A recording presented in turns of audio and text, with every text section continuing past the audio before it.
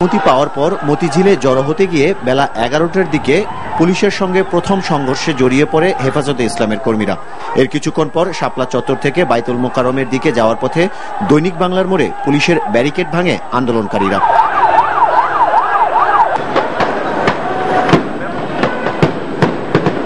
এ সময় আইনশৃঙ্খলা রক্ষাকারী বাহিনীর টিয়ার শেল ও রাবার বুলেটে কয়েকজন গুরুতর আহত হয়।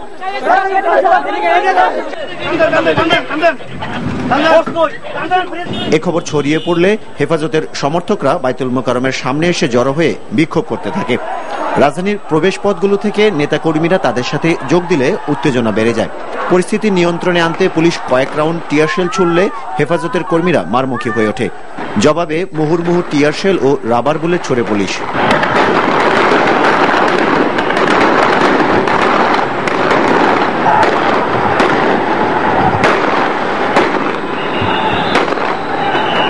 এ সময় বিক্ষোভকারীরা দুটি মোটরসাইকেলে আগুন দেয়। 1:15টার দিকে বাইতুল মোকাররমের দক্ষিণ গেটে অবস্থান নিয়ে স্লোগান দেয় আওয়ামী লীগের কর্মীরা।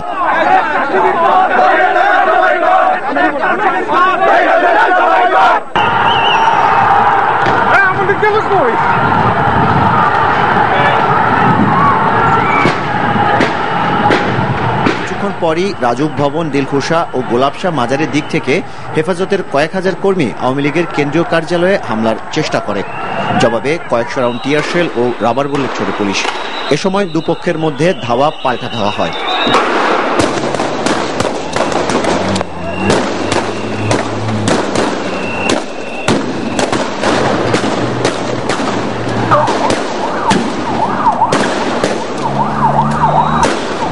দুপুর 2:15টার দিকে হেফাজতের কর্মীদের সঙ্গে বাইতুল মোকাররমের উত্তর গেটে আবারও পুলিশের সংঘর্ষ বাধে। এ সময় হেফাজতের কর্মীদের ছত্রভঙ্গ করতে পুলিশ অবিরাম টিয়ার শেল ও রাবার বুলেট ছোড়ে।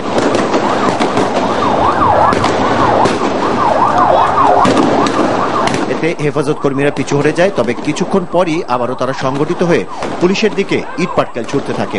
শুরু হয় ধাওয়া পাল্টা ধাওয়া।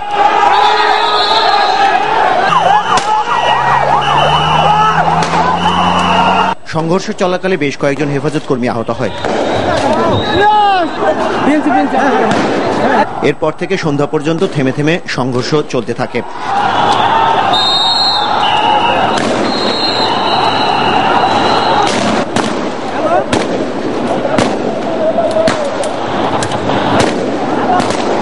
এক পর্যায়ে সংঘর্ষে জড়িয়ে পড়ে আওয়ামী লীগের কর্মীরাও।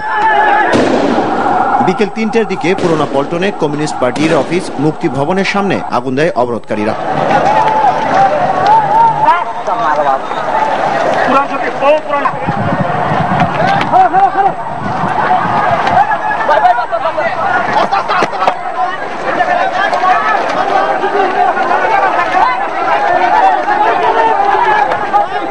বিকেলে পুরোনো পল্টনের সংঘর্ষ ছড়িয়ে পড়ে নয়া পল্টনের নাইটিঙ্গেল মোড়ের দিকেও।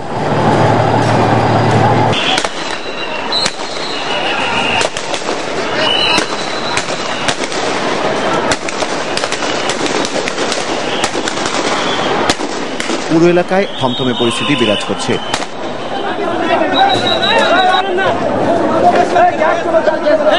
থেমে থেমে চলছে সংঘর্ষ। ধোঁয়ায় আচ্ছন্ন হয়েছে পুরোনো পল্টন ও আশেপাশের এলাকা। এছাড়া ওই এলাকায় অবরোধকারীদের লাগানো আগুন ধীরে ধীরে বাড়ছে। ফলে আশেপাশের ভবনগুলোতেও তা ছড়িয়ে পড়ার আশঙ্কা দেখা দিয়েছে।